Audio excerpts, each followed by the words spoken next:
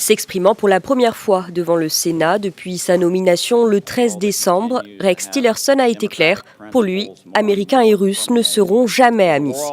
Âgé de 64 ans, cet ancien patron du géant pétrolier mondial était pourtant attendu au tournant concernant ses liens avec la Russie, en particulier suite aux investissements d'ExxonMobil dans l'industrie pétrolière russe.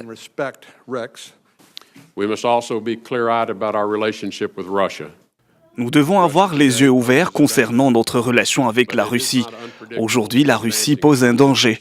Elle a envahi l'Ukraine, ce qui inclut la prise de la Crimée, et elle soutient les forces syriennes qui violent brutalement les lois de la guerre.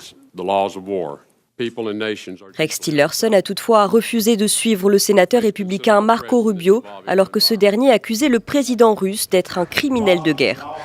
Mais il a reconnu que même si la Russie cherche à se faire respecter sur la scène internationale, ses activités récentes sont allées à l'encontre des intérêts américains. Une audition qui s'est déroulée dans un contexte lourd car les États-Unis accusent la Russie d'avoir interféré dans leur campagne présidentielle. Moscou aurait eu pour objectif de favoriser Donald Trump et ainsi discréditer Hillary Clinton.